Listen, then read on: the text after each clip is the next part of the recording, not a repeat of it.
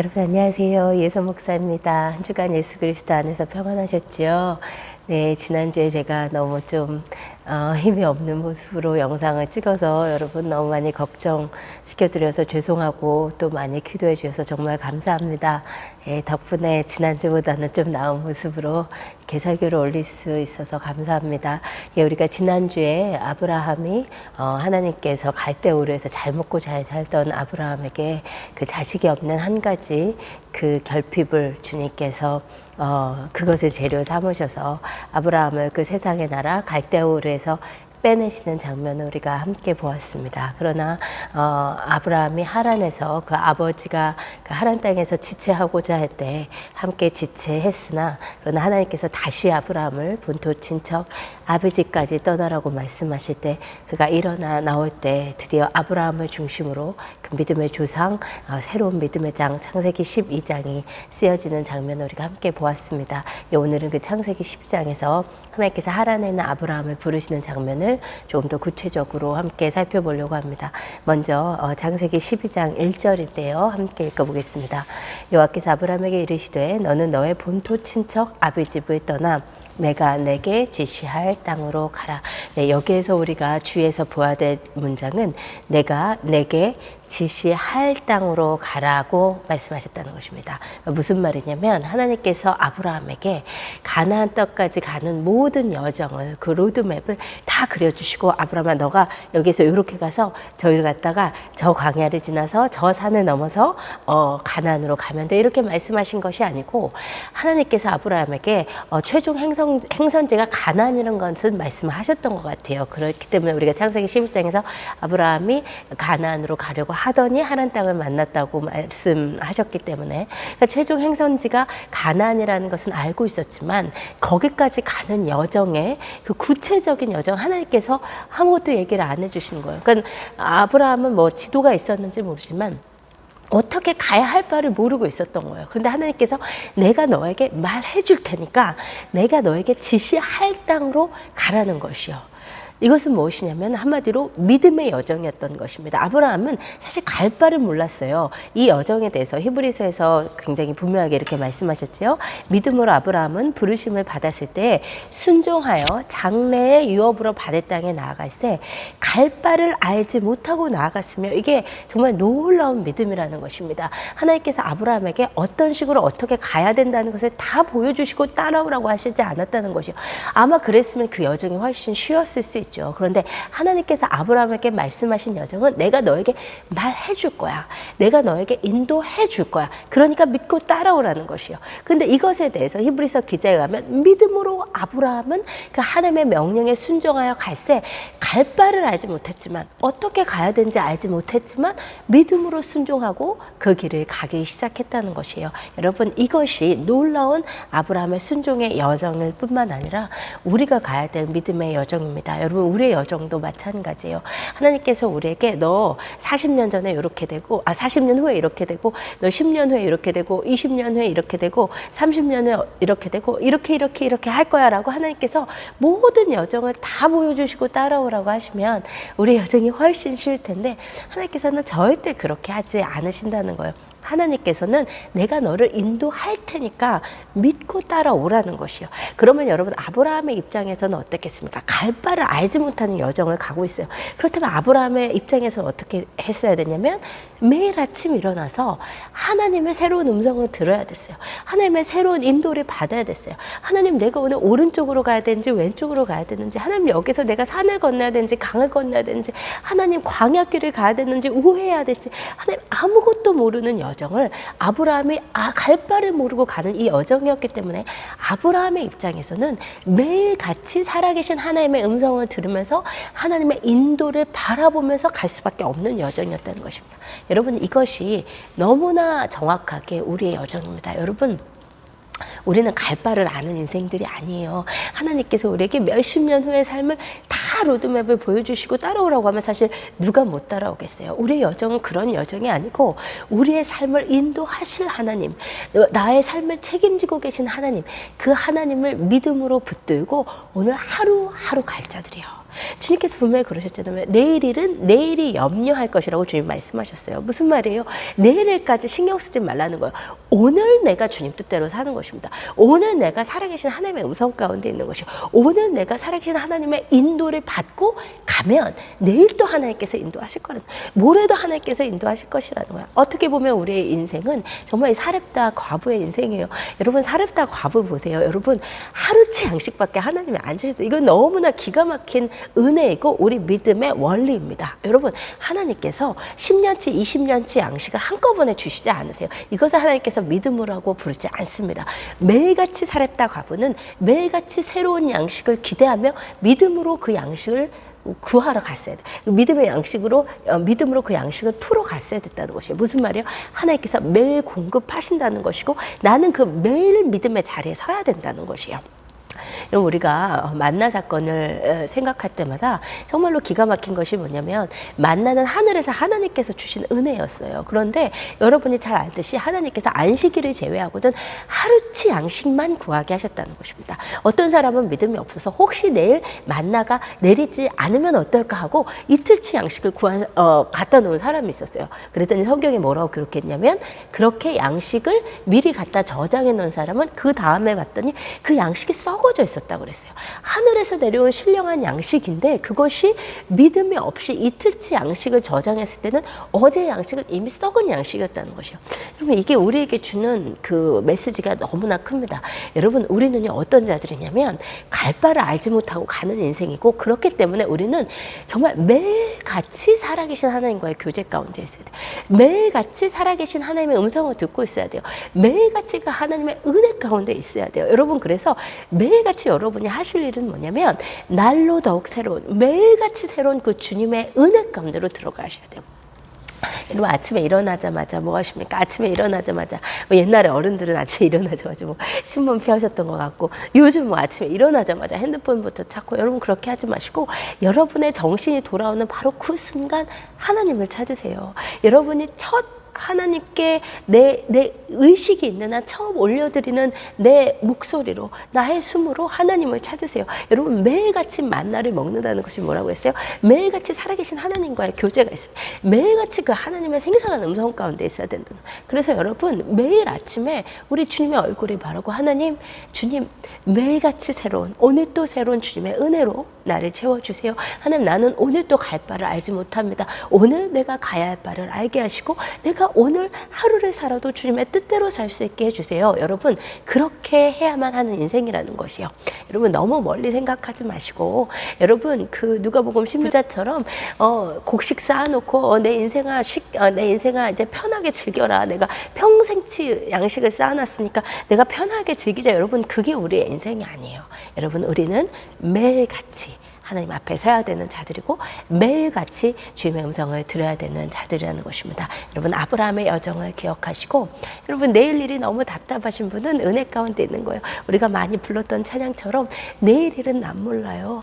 하루하루 살아요. 불행이나 요행함도 내 뜻대로 못해요. 정말 그렇지 않습니까? 우리의 삶이 정말 주님께서 우리의 인생을 쥐고, 정말 우리 목젖을 쥐고 있는 인생인데, 여러분, 우리가 내일 일을 어떻게 알 수 있겠어요? 우리가 아는 것은 오늘 내가 주님의 인도를 받고 있느냐, 오늘 내가 주님께서 있으라고 하신 곳에서 하라고 하는 일을 하고 있느냐, 오늘 내가 살아계신 하나님과의 교제 가운데 있느냐. 여러분, 매일같이 그 살아계신 하나님의 인도 가운데 계신 여러분 되시기를 예수님의 이름으로 축복합니다. 네, 그리고 이제 창세기 12장 2절과 3절은 아브라함을 부르신 목적에 대한 정말 유명한 말씀이고 정말 중요한 말씀이에요. 제가 먼저 읽어볼게요. 내가 너로 큰 민족을 이루고 내게 복을 주어 내 이름을 창대케 하리니 너는 복의 근원이 될지라. 너를 축복하는 자에게는 내가 복을 내리고 너를 저주하는 자에게는 내가 저주하리니 땅의 모든 족속이 너를 인하여 복을 얻을 것이니라. 아멘. 여러분, 이 말씀은 정말 중요한 말씀이기도 하고 사실 사실 깊은 이해를 요하는 말씀이기도 한데요. 제가 이 말씀을 너무 깊이 깊이 설명하면 설명하면 안 될 것 같고 이제 그냥 이 부분을 이제 그냥 아주 간단하게만 말씀을 드릴게요. 이 창세기 12장 2절에서 3절은 그 말씀을 이해하는 여러 가지 스펙트럼이 있는 말씀이에요. 제가 4가지 정도로 나눠서 그냥 간단하게만 말씀을 드릴게요. 첫 번째는 이 말씀은 문자 그대로의 의미를 받아들여야 됩니다. 여러분 성경을 이제 영상 보시는 분들 중에 이렇게 그 사역하시는 분들도 계시고, 이렇게 또 성경을 연구하시고, 또 이렇게 큐티하시고 이런 분들이 많이 계신데, 이렇게 정말 그 성경을 이해하는 가장 중요한 것은 뭐냐면, 말씀을 읽을 때 일단은 문자 그대로의 의미를, 그대로 일단 받아들이는 게 제일 중요한 것 같아요. 창세기 12장 2절에서 3절도 그렇습니다. 먼저 문자 그대로의 의미 그대로를 먼저 받아야 돼요. 그건 뭐냐면은, 이 창세기 12장 2절에서 3절을 문자 그대로의 의미로 받아들였을 때, 이것은 아브라함을 향한 하나님의 절대적인 특별한 약속을 일단 말씀하신 것입니다. 말씀 그대로 하나님께서 아브라함을 통해서 이 이스라엘을 하나님께서 창대케 하시고 이 이스라엘을 복의 근원으로 삼으셨다는 거예요. 그래서 하나님께서 아브라함의 후손인 이스라엘을 축복하는 자에게는 아브라함을 포함해서 아브라함을 시작으로 이스라엘을 축복하는 자에게는 축복하고 저주하는 자는 저주하겠다는 거예요. 이것은 무슨 말이냐면 하나님에게 있어서 이스라엘은 너무나 특별한 존재라는 거예요. 하나님에게 있어서 이스라엘은 건드리면 안 되는 존재라는 거예요. 하나님께서 아브라함을 부르셔서 이스라엘을 그런 민족으로 만드셨다는 것입니다. 여러분 이 부분에 대해서 오늘 이렇게 주된 메시지가 아니기 때문에 제가 깊이 설명은 드리지 못하지만 하나님께 있어서 이스라엘은 정말 스페셜한 민족입니다. 다른 이 세상 모든 민족과 아브라함을 통해서 만드신 이스라엘은 전혀 달라요. 그 이스라엘에 대해서 정말 제가 너무 하나님께 성령께서 너무 감동을 주셔서 깨닫고 이렇게 선포했던 메시지들이 있는데 제가 아마 밑에다 링크를 걸어 놓을게요. 시간이 되시면 한번 들어보셨으면 좋겠는데 하나님께서 아브라함의 이스라엘은 너무나 특별하다. 그래서 하나님께서 이 말씀 그대로 이스라엘은 하나님의 특별한 자들이기 때문에 이스라엘을 건드리면 안 되는 자들이에요. 이스라엘을 축복하면 축복하고 이스라엘을 저주하는 자는 저주하시겠다는 문자 그대로의 말씀입니다. 여러분 그래서 여러분 사실 이 말씀 문자 그대로 받아들이셔야 돼요. 그리고 이스라엘을 많이 축복하세요. 여러분 하나님께서 이스라엘을 너무나 사랑하시기 때문에 이스라엘은 하나님 앞에는 건들 수 없는 하나님께서 스가랴서 2장에서 뭐라고 하시냐면 만군의 여호와께서 이같이 말씀하실 때 너희를 노력한 열국으로 영광을 위하여 나를 보내셨나니 무릇 너희를 범하는 자는 그의 눈동자를 범하는 거. 이게 무슨 말이에요? 하나님에게 있어서 이스라엘은 하나님의 눈동자 같은 자. 하나님께서 절대 보호하신다는 하나님께 너무나 중요한 존재가 이스라엘이라는 거예요. 그래서 역사적으로 이 창세기 12장 2절에서 3절 말씀이 문자 그대로 성취되어 와서 이스라엘을 건드리는 자는 분명한 하나님의 보복이 있었습니다. 우리가 여러분 이스라엘은 정말 하나님의 마음의 가장 중심에 있는 자들이고 우리는 접붙임을 받은 자들이에요. 우리는 이방 민족으로서 믿음으로 말미암아 정말 접붙임의 은혜를 받았지 하나님의 그 장자는 이스라엘입니다. 그래서 이 말씀 그대로 이것을 하나님께서 이스라엘을 특별하게 보호하시고 하나님의 특별한 소유라는 그 문자 그대로의 의미가 있겠어요. 그다음에 이제 두 번째 이 말씀은 아브라함의 후손인 예수 그리스도에 대한 예언으로 볼 수 있습니다. 왜냐하면 땅의 모든 족속이 너를 인하여 너의 후손을 인하여 아브라함의 후손으로 오실 예수 그리스도를 통해서 땅의 모든 민족이 축복을 받게 되어 있죠. 복의 근원이 되시는 그 놀라운 은혜가 예수 그리스도를 통해서 있었기 때문에 이제 두 번째로 예수 그리스도를 통한 그 아브라함의 후손 예수 그리스도를 통한 그 복을 말씀하신 말씀으로 또한 생각할 수 있고요. 세 번째 스펙트는 뭐냐면 이스라엘의 제사장 나라로서의 사명을 또한 말씀하신 것이기도 합니다. 왜냐하면 하나님께서 뭐라고 하셨냐면 모든 세상 민족이 너희를 통해서 복을 받는다. 이 말은 무슨 말이냐면 이스라엘은 원래 하나님의 통치를 받는 민족으로 만들어졌죠. 이 세상 나라는 니므롯과 같은 인간이 통치하는 나라지만 그래서 하나님의 통치를 받는 이스라엘을 보고 이 세상 열방이 이스라엘을 빛으로 해서 열방이 그 빛을 보고 하나님께 돌아오도록 하는 그 하나님의 구원의 계획 가운데서 이스라엘이 선택이 되었어요. 그래서 이 모든 세상 모든 민족이 너를 통해서 복 받는다는 것은 뭐냐면 너를 통해서 이 세상 모든 민족이 하나님을 알게 되는 그 계획 가운데 너희를 부르신다는 의미가 또한 되겠습니다. 그 말씀이 출애굽기 19장 5절이죠.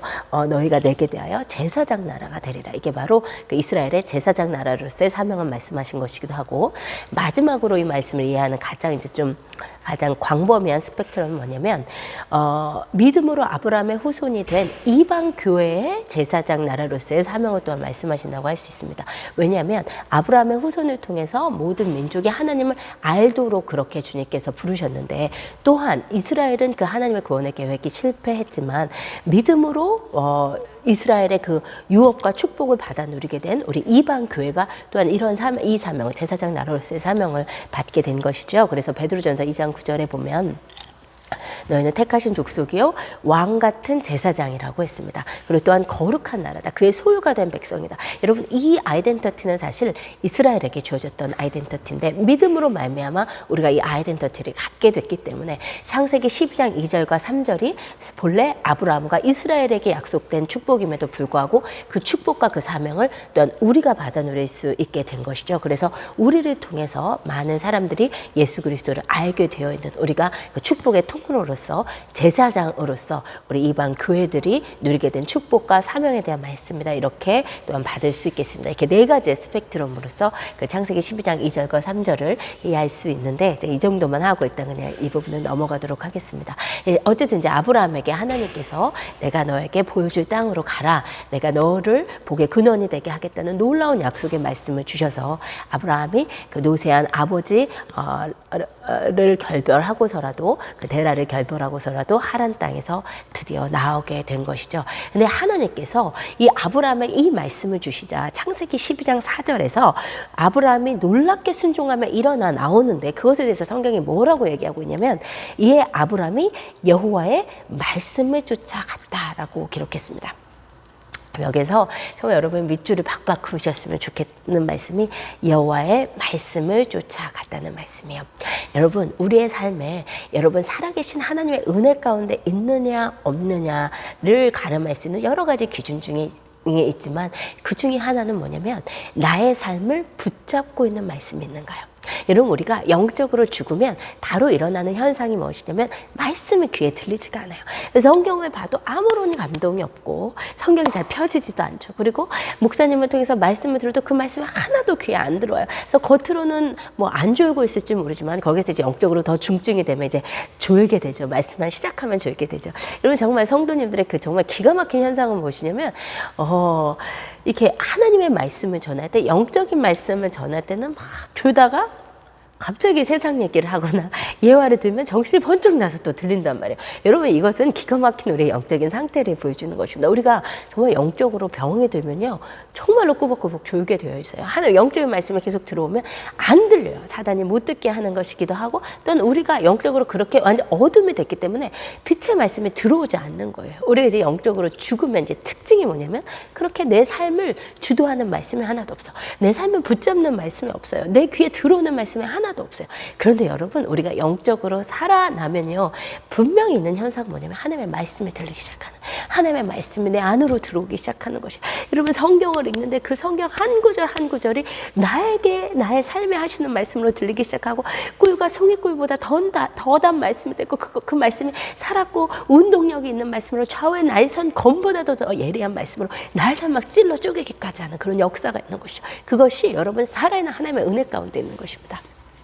여러분, 그래서 여러분의 삶에 지금 이렇게 들리는 말씀이 없고 내 삶에 붙잡고 있는 말씀이 없으면 여러분 그 은혜를 구하세요. 하나님, 제가 저의 삶의 지금 중심이 말씀에 있지 않은 것이거든요. 내가 지금 영적으로 떨어져 있는 거예요. 어둠 가운데 있는 것이요. 여러분, 영적으로 살아나면 이 아브라함처럼 하나님께서 아브라함에게 너 하란 땅 본토 친척 아비 집을 떠나서 내가 내게 제시할 땅으로 가라는 그 하나님의 말씀이 이 아브라함의 삶을 붙잡아 버린 거예요. 아브라함의 삶을 너무 힘있게 붙잡다 보니까 노쇠한 아버지, 그 아버지를 이방 땅 하란 땅에 놓고 오는 것이 쉬웠겠습니까? 그런데 그것이 가능했던 이유는 뭐냐면 하나님의 말씀에 붙잡혀 버렸기 때문에.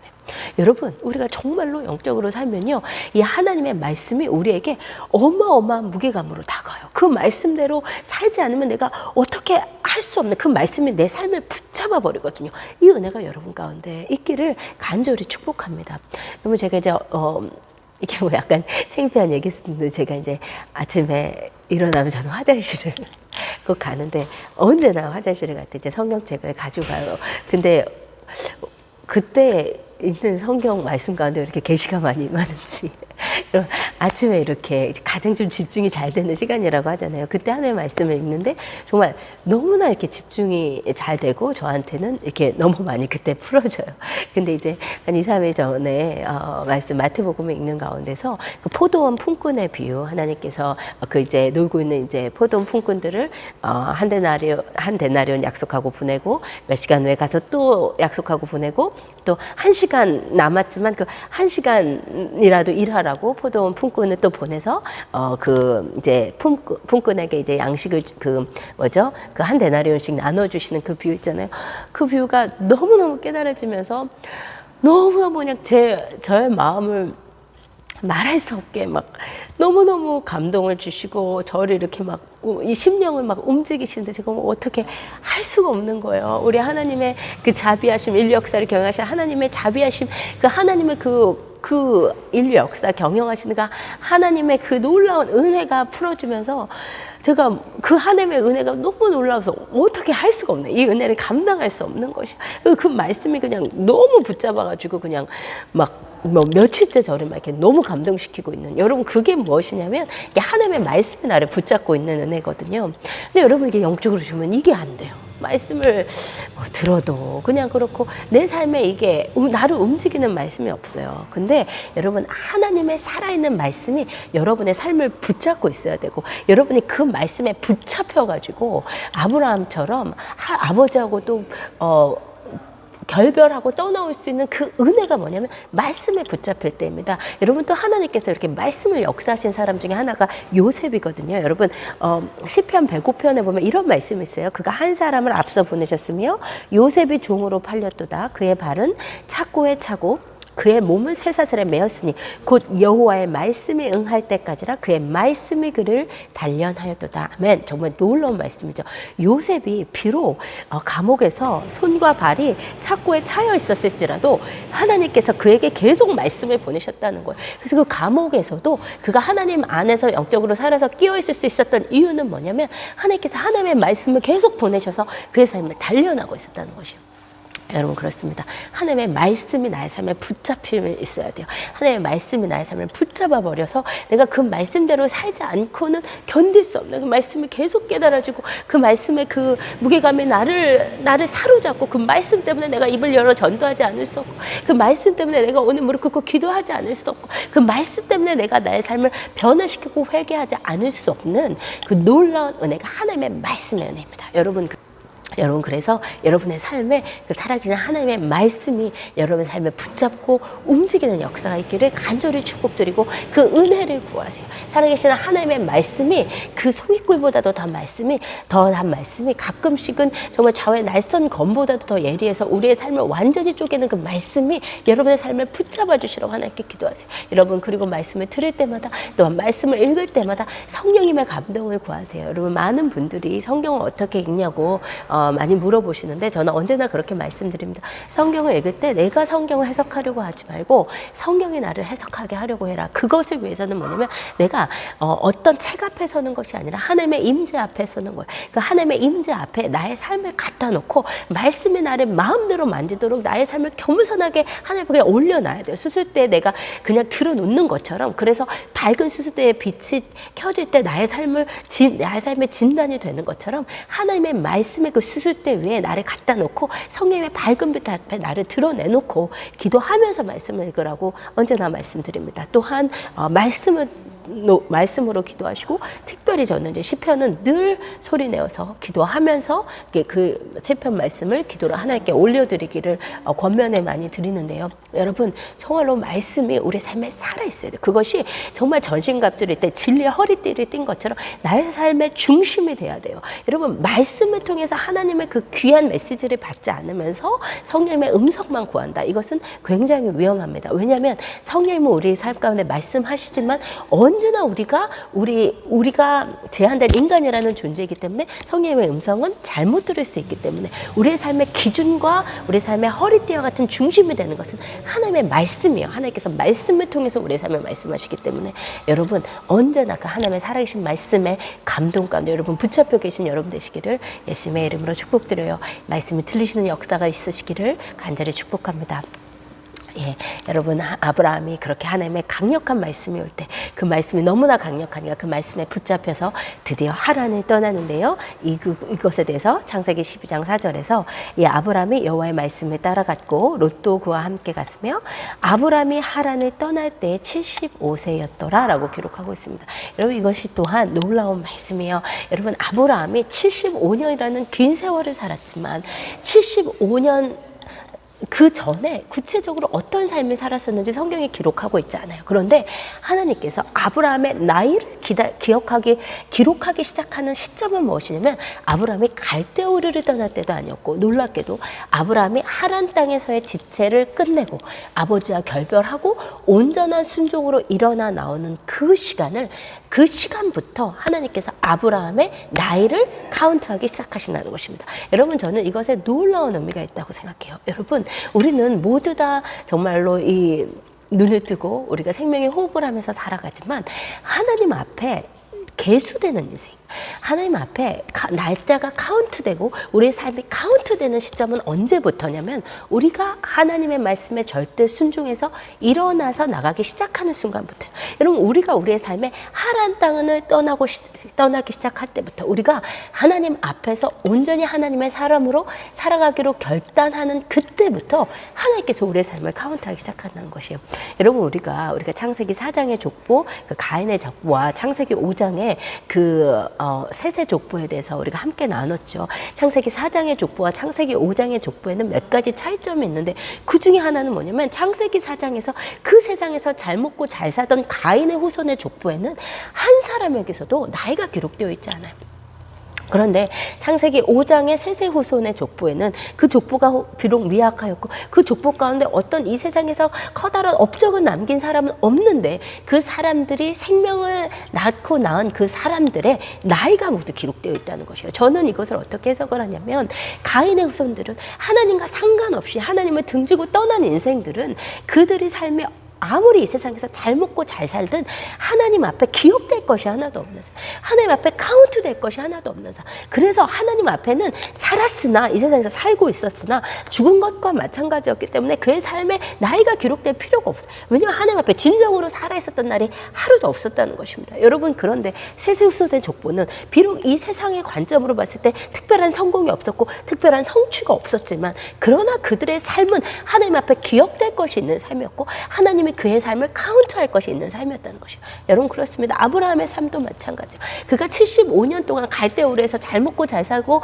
왕족과 귀족의 지위에 있었을지 모르지만 그가 하나님 앞에 바로 서서 나아가지 않았다면 하나님 앞에 기억될 것이 하나도 없는 삶, 기록될 것이 하나도 없는 삶, 하나님이 카운트하실 것이, 계수하실 것이 하나도 없는 삶을 살았지만 아브라함이 하란 땅에서 결별을 하고 드디어 믿음의 지체를 끝내고 하나님 앞에 내가 정말 이제 100%로 일어나서 나오기를 결단하는 그 순간부터 하나님께서 아브라함의 나이를 75세로 기록하고 이제 아브라함의 진정으로 살아있는 하나님 앞에서 산 삶은 아브라함의 75세부터 시작이 된다는 것입니다. 여러분, 여쭤보고 싶습니다. 여러분의 인간의 나이와 상관없이 하나님 앞에 진짜 살아있었던 날짜는 얼마나 됩니까? 하나님께서 여러분의 삶을 카운트하실 수 있는 시간이 있는 삶을 살고 계십니까? 정말 하루를 살아도 하나님 앞에서 살아야 돼요.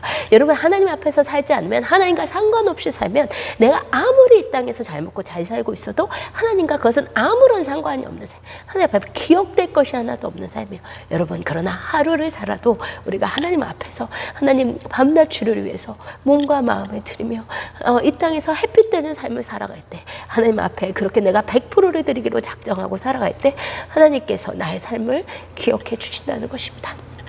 여러분, 우리의 삶의 목적이 무엇이겠습니까? 우리의 삶의 지향이 무엇이겠습니까? 하나님 앞에 기억되는 삶이 아니겠습니까? 하나님 앞에 특별하게 인정받는 삶이 우리의 삶의 목표가 아니겠습니까? 여러분, 하루를 살아도 그렇게 사신 여러분 되시기를 원하고, 하나님 앞에서 살아가시는, 하나님이 기억하시고 하나님께서 세실 것이 있는 삶을 살아내시는 여러분 되시길 축복드립니다. 그리고 이제 여러분, 그렇게 아브라함의 하란 땅을 일어나 나온 순종은 정말 너무나 놀라운 순종이었고, 드디어 창세기 12장 5절에 봤더니 아브라함이 드디어 가나안에 들어갔다고 성경이 기록하고 있어요. 성경이 드디어 들어갔다고 기록하고 있는 것을 보니까 너무나 그 여정을 성경이 또한 기다렸던 여정이었던 것 같아요. 그런데 여러분, 생각을 해봅시다. 아브라함이 갈대우르에서 정말 잘 먹고 잘 살았단 말이에요. 아마 땅도 있었을 거예요. 고대 사회에서 이제 땅이 있다는 것 그 자체가 너무나 중요했기 때문에, 여러분, 고대 사회를 생각할 때 여러분이 상식적으로 성경을 이해할 때 아셔야 될 게 가장 중요한 두 가지는 땅과 자녀입니다. 여러분이 아브라함의 여정을 이해하실 때도 이 두 가지를 이해해야 되는데요. 아브라함의 여정을 이해하는 데 있어서 하나님이 아브라함에게 주신 땅에 대한 약속, 이 가나안 땅, 이 땅은 내가 너한테 줄 거야. 그 약속과 내가 너에게 후손을 바닷가의 모래처럼 하늘의 별과 같이 많게 할 거야. 이 두 가지의 약속이 아브라함의 삶을 이해하고 아브라함의 삶을 진행하는 가장 중요한 약속이었어요. 아브라함은 하나님께서 이 두 가지를 약속하셨기 때문에 이 두 가지의 약속 안에 머물러 있어야 됐습니다. 하나님께서 아브라함에게 가나안 땅을 준다고 말씀하셨기 때문에 아브라함은 가나안 땅을 떠나지 않는 것이 그 믿음의 행위였어요. 또한 하나님께서 아브라함을 이삭을 통해 그 사라를 통해서 자식을 주신다고 했기 때문에 사라를 통해서 자식을 주신다는 그 약속을 믿고 지키고 있었어야지, 그 이외의 행동을 하면, 하갈을 통해서 자식을 낳는 그 이외의 행동을 하면 잘못되는 것이었습니다. 그렇게 아브라함의 삶에 있어서는 그 땅에 대한 약속과 자식에 대한 약속이 너무나 중요했고, 이 두 가지를 지켜내는 것이 아브라함에게 있어서는 믿음이었다. 그것을 이해하는 것이 아브라함의 삶을 이해하는 굉장히 중요한 기본 틀이 되는데요. 그와 마찬가지로 여러분, 우리가 고대 사회를 이해한다고 했을 때 고대 사회에서는 땅을 가지고 있는 것과 또한 자식을 가지고 있는 것이, 이것이 가장 중요했습니다. 이제 자식은 나의 유업을 물려받게 할 수 있는 자들이기 때문이고, 나에게 있어서 유업은 뭐냐? 고대 사회의 유업과 그 재산은 무엇이냐면 땅이었어요. 그러니까는 아브라함이 갈대우르에서 잘 먹고 잘 사는 자였다는 것은 아브라함이 기업이 있었다는 것, 아브라함의 땅이 있었다는 것이에요. 근데 하나님께서 아브라함에게 내가 너에게 땅을 줄 거야, 내가 너에게 자식을 줄 거야, 내가 너를 복의 근원으로 삼을 거야 말씀하셨기 때문에 아브라함이 가나안 땅으로 믿음으로 온 것이요. 그러면 아브라함의 기대는 어떻게 됐냐면, 하나님께서 말씀하신 가나안 땅에 왔기 때문에 이 가나안 땅에 자기가 누릴, 자기가 소유할 땅이 있어야 되는 것이고, 그렇죠? 그리고 그 땅에서 하나님께서 자식을 펑펑 주셔야 되는 것이요. 그것이 하나님께서 아브라함에게 분명히 말씀하신 것이었고, 아브라함은 그 약속을 믿고 왔던 것입니다. 근데 창세기 12장 6절을 어떻게 보면 아브라함에게 있어서는 굉장히 충격적인 장이에요. 아브라함이 하란 땅에 노세한 아버지하고까지 결별하고 드디어 가나안 땅으로 마침내 들어갔는데, 가나안 땅에 도착했더니 그 상황이 어떻게 됐다고 했는지 함께 읽어보겠습니다. 아브라함이 그 땅을 통과하여 세겜 땅과 모래 상수리 나무에 이르니 그때 가나안 사람이 그 땅에 거하였더라. 여러분, 그때 가나안 사람이 그 땅에 거하였더라. 이 말씀은 우리가 그냥 넘기기에는 아브라함에게 있어서 너무나 힘든 구절이에요. 무슨 말이냐면, 하나님께서 분명히 내가 가나안 땅은 너에게 주리라고 말씀하셔서 왔어요. 그러면요, 아브라함의 기대는 어땠냐면, 이 가나안 땅이 주인이 없는 땅이어야 돼. 자기가 편안하게 먹고 누릴 수 있는 땅이 이 가나안 땅이었어야 됐어요. 그런데 와보니까 정말 하나님께서 뒤통수 치신 것도 아닌데 어떻게 됐냐면, 가나안인데 다 주인이 있는 거예요. 주인이 없는 땅이 하나도 없는 거예요. 그 땅에서 사람들이 다 정착해서 살고 있는 거예요. 게다가 여러분이 우리가 알듯이 가나안 사람들 어떠냐면은 거인족 속이었단 말이에요. 아낙 자손의 땅이란 말이에요. 그러니까 자기가 싸워서 차지할 수 있는 그런 땅도 아니야. 거인들이 막 지나다니는 그 가나안 땅에 하나님께서 덩그러니 아브라함을 데려다 놓으신 거예요. 여러분, 이 가나안 땅의 이 모습을 봤을 때 아브라함이 어떻게 생각했을까요? 내가 하나님께 속았구나. 내가 하나님께 뒤통수 맞았구나. 여러분 이렇게 생각할 수밖에 없는 상황이라는 거예요. 왜냐하면 고대에는 땅이 있다는 게 너무나 중요해요. 땅이 없으면 아무것도 없는 거예요. 땅이 있어야 되는 거야. 하나님께서 내가 가나안 땅으로 너를 들여보내라 이 말은 가나안 땅을 너한테 주겠다는 거고, 그러면 주인이 없는 땅이 있어야 돼. 근데 다 주인이 아낙 자손이 그것도 차지하고 돌아다니는 거예요. 여러분 이 상황은 어떤 상황이냐면 아브라함에 있어서는 완전 하나님께 속은 상황. 정말 덩그러니 멀쩡하게 잘 먹고 잘 살던 갈대아 우르를 떠나서 정말 덩그러니 가나안 땅에 하나님께 속은 것 같이 덩그러니 던져진 것 같은 상황이 바로 이 아브라함의 상황이에요. 여러분 우리가 그 믿음의 여정을 가다 보면 이런 순간이 반드시 있어요. 네 글자로 덩그러니. 분명히 하나님이 말씀하셔서 왔는데 분명히 하나님의 인도가 있어서 아무리 생각해도 이거는 하나님의 인도였고 내가 100번 1000번을 생각해도 내 생각으로 하는 게 아니야. 그런데 하나님이 말씀하신 것과 전혀 달리, 아니면 내가 생각했던 것과 전혀 달리, 내 뜻대로 안 되고 전혀 달리 상황이 전개되는 상황. 그래서 정말 하나님께 완전 속은 것 같은 상황, 이 덩그러니의 상황. 여러분 그런 상황 안 겪어보셨나요? 전 참 많이 겪어봤던 것 같아요. 정말 하나님의 말씀 너무 강력하게 하시니까 그 말씀만 붙들고 정말 순종해서 여정을 시작했는데, 갑자기 하나님이 하라는 대로 하고 나면 특이한 게 뭐냐, 하나님이 갑자기 또 말씀 안 하세요. 하나님이 말씀이 막 엄청 많이 말씀하셔가지고 움직이게 해놓고는 하나님이 하라는 대로 하고 나면 상황은 내가 생각한 거랑 전혀 다른데 하나님의 말수가 또 굉장히 적어지셔.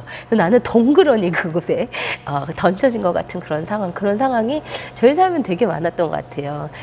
잠깐 떠오르는 게 결혼.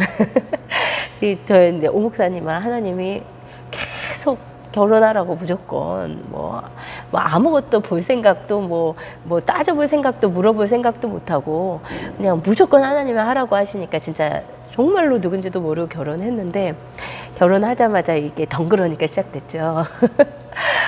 제가 얼마나 힘들었는지 모르겠어요. 하나님께서 정말 1년을 방구석에서 울었었는데 하나님 자주 그렇게 하세요. 저 지금도 사실은 그런 상황이거든요. 하나님께서 움직이게 하실 때는 말씀을 엄청 많이 막 쏟아 부으셔요. 그러니까 하나님께서 이 하란 땅에 있던 아브라함한테 막 말씀을 얼마나 강력하게 때리셨으면, 본토 친척 아버지부터 떠나 내가 내게 제시할 땅으로 가라. 너가 복이 되고 복의 근원이 되고 너를 축복한 자에게 축복하고 저주한 자에게 저주하게 막 하나님이 말씀을 너무 강력하게 쏟아 부으시니까 아브라함이 뭐 계산하고 자시고 할 새도 없어. 말씀에 완전히 그때는 붙잡혀 버리는 거죠. 하나님가 하라는 대로 해서 가나안 땅에 딱 왔더니 상황은 웬걸 덩그러니 가나안 땅에 자기가 차지할 땅이 하나도 없는 거예요. 하나님 이렇게 하실 때가 많아요. 저의 삶도 제가 하나님 정말 우리의 삶을 우리 생각대로 잘 안 움직이더라고요. 우리가 생각한 대로, 우리가 원하는 대로 모르겠어요. 제 삶은 한 번도 제가 원하는 대로 하나님께서 인도하셨던 적이 없고, 하나님이 기가 막힌 타이밍으로 하나님 마음대로 움직여 오셨던 것 같아요. 제가 신학교 갔던 것도 진짜 하나님이 정말 기가 막힌 타이밍에 제가 석사 끝날 거를 기다리셨다가 정말 기가 막힌 타이밍에 기가 막히게 부르셨고, 뭐 결혼도 그랬었고, 하비스에서 시작한 것도 정말 저희는 이제 사역하러 온 것이 아니었고, 이제 오 목사님 논문 끝내려고 왔었는데 하나님께서 전혀 사역할 생각이 1도 없던 저희들을 너무 강권적으로 또 사역의 자리로 부르셨고, 그런데 이제 또 하비스에서 그리고 이제 8년 반을 정말 죽을 고생을 시키셨죠. 정말 사실 제가 진짜 몸은 하나였는데 진짜 몸에 한 3개, 4개였으면 좋겠다는 그런 정말 강훈련을 8년 만에 시키셨는데, 그리고는 이제 하나님께서 또 옮기실 때가 되니까 너무 정말 말씀을 얼마나 많이 진짜 생각지도 않게 많이 하셨는지, 제가 나중에 적어보니까 제가 정확한 숫자가 기억이 안 나는데 27개였나 30 몇 개였나 하나님의 말씀하신 것이, 하나님이 옮기셔야 될 때는 그렇게 말씀을 엄청 많이 하시거든요.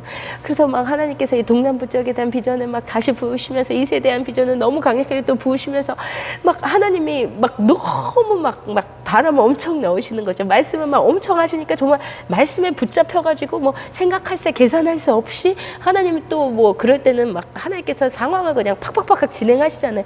그래서 정신 차려 보니까 이제 아틀란타에 딱 온 거예요. 근데 이제 또 덩그러니까 시작한 거죠.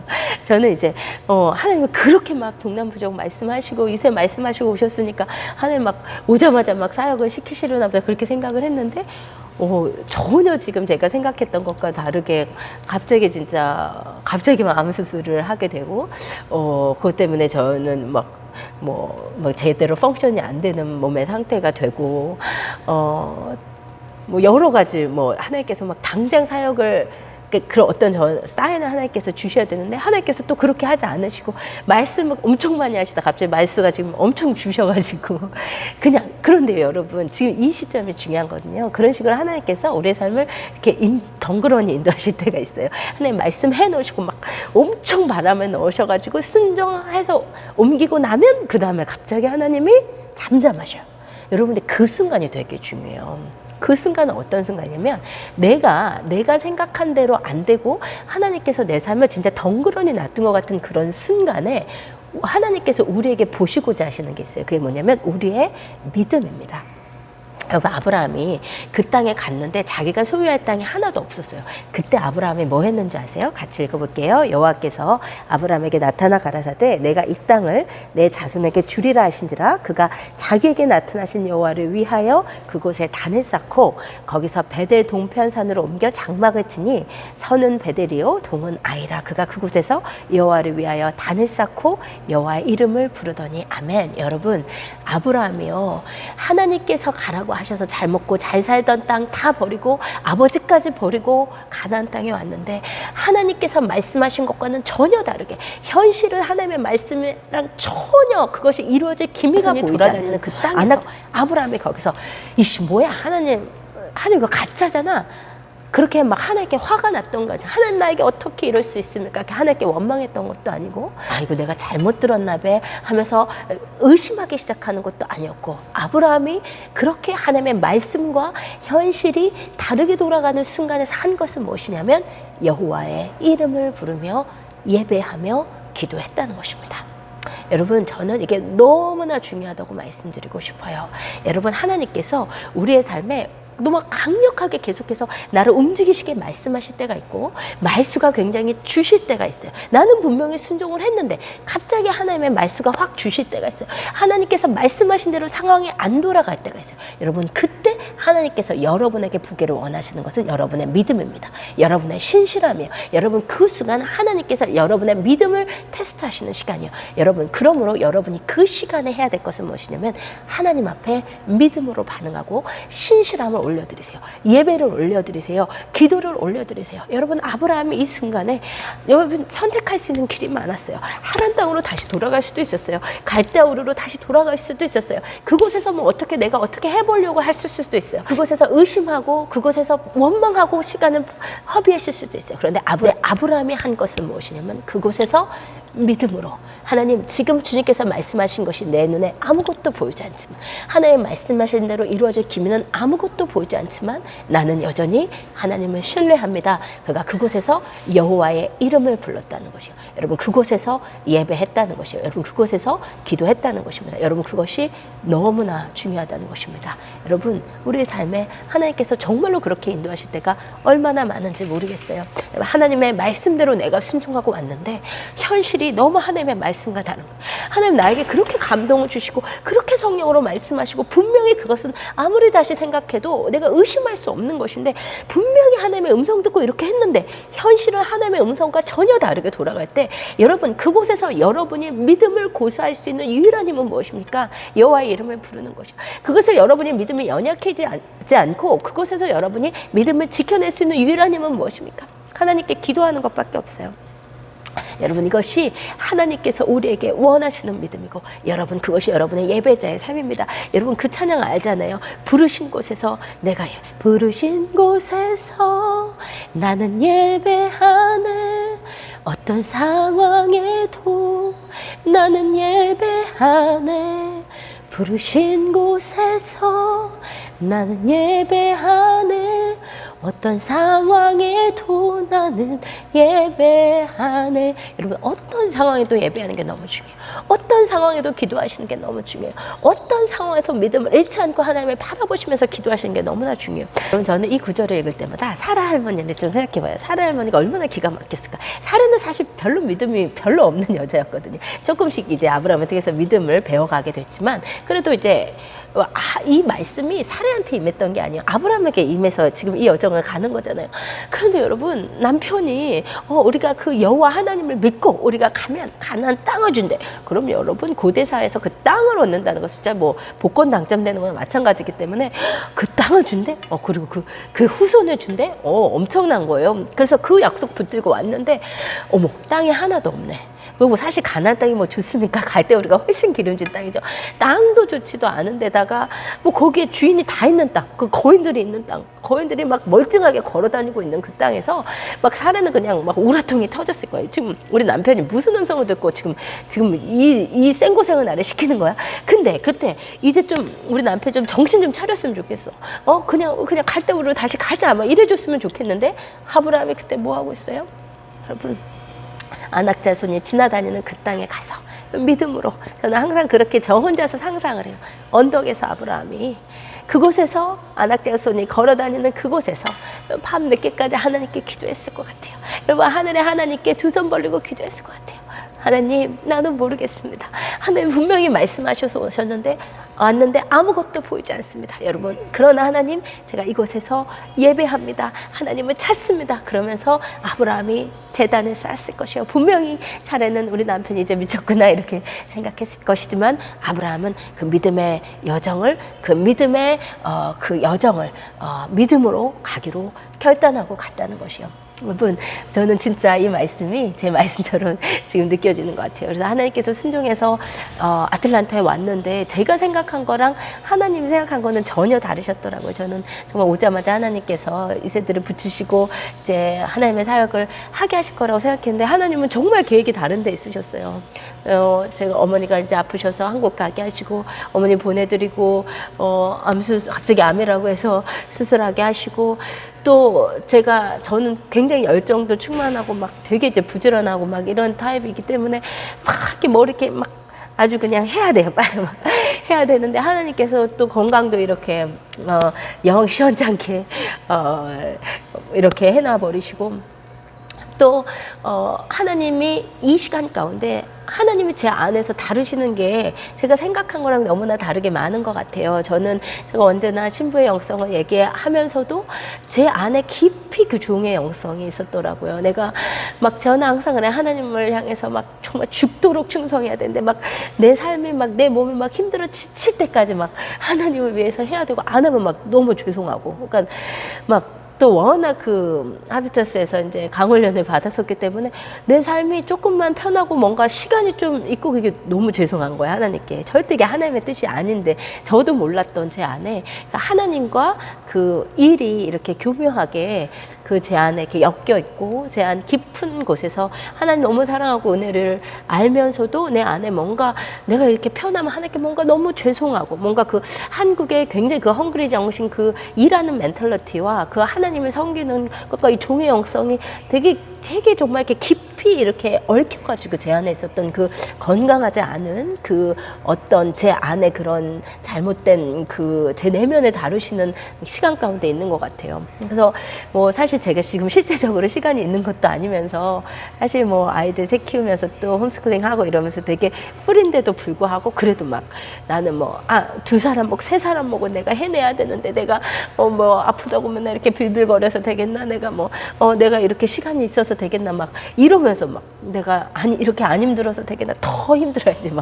뭔가 제 안에 건강하지 않은, 그리고 하나님을 위해서 일을 안 하면 안절부절 못하는, 뭔가 굉장히 이렇게 건강하지 않은 제 안의 것들을 하나님을 굉장히 많이 드러내시고 말씀하시고, 내 안에 다시 은혜에 대해서 깊이 깨닫게 하시고, 그러니까는 정말 언제나 하나님은 내 생각과 다르게 역사하시구나. 그러니까 제가 지금 그런 상황 가운데 있는 것 같아요. 하나님께서 엄청 말씀하셔가지고 가나안 땅으로 보내놓으시고는, 이곳에서 하나님의 계획은 또 다르게 있는 거예요. 그래서 저는 그 안에서 제가 순종하고 있어야 돼요. 하나님의 뜻을, 하나님의 시간을, 하나님의 계획을 순종하면서 가야 되는 그런 시간인 것 같아요. 그래서 제가 이렇게 하나님의 말씀과 현실이 모순되게 돌아갈 때 우리가 이곳에서 믿음을 고수할 수 있는 힘은 하나님의 이름을 부르는 것입니다. 여러분 기도하는 거예요. 저는 기도하는 것밖에 없어요. 정말 하나님의 일, 하나님의 뜻, 하나님의 원하시는 것 그것만을 위해서 오늘 또 여호와 이름을 부르며 제단을 쌓는 것 그게 제가 할 수 있는 일인 것 같습니다. 여러분의 삶에도 그렇게 동일한 은혜가 있었으면 좋겠습니다. 여러분이 생각하고 계획한 것과 하나님이 하시는 일과 또 하나님 말씀하신 것과 현실과 이것이 모순되게 돌아갈 때 여러분 아브라함처럼 하세요. 아브라함의 이 창세기 12장 7절을 기억하시고 그곳에서 부르신 그곳에서 여러분 그곳을 떠나시면 안 돼요. 부르신 그곳이 내 생각과 다르다고 그곳을 떠나면 안 돼요. 부르신 곳에서 여러분 하나님께서 여러분 낮추고 계신 것입니다. 여러분 하나님이 낮추실 때는 마음껏 낮아지셔야 돼요. 하나님 낮추실 때 자꾸 이렇게 그 예전에 이렇게 두더지 놀이 하듯이 자꾸 이렇게 고개 드시면 안 돼요. 하나님이 낮추실 때는 능하신 손 아래 겸손하라. 때가 되면 너희를 높이시리라 말씀하셨기 때문에 하나님의 능하신 손이 나를 낮추시고 하나님의 능하신 손이 나를 덩그러니 갖다 놓으실 때는 그곳에서 그냥 폭삭 낮아져서 하나님의 뜻에 순종하고 있어야 돼요. 그리고 그곳에서 우리는 여호와의 이름을 부르며 제단을 쌓으며 있으시면 되는 것입니다. 하나님의 때에 하나님 마음대로 하나님께서 여러분의 삶을 인도하여 가실 것입니다. 그 은혜가 여러분 가운데 있기를 예수 그리스도의 이름으로 축복드립니다.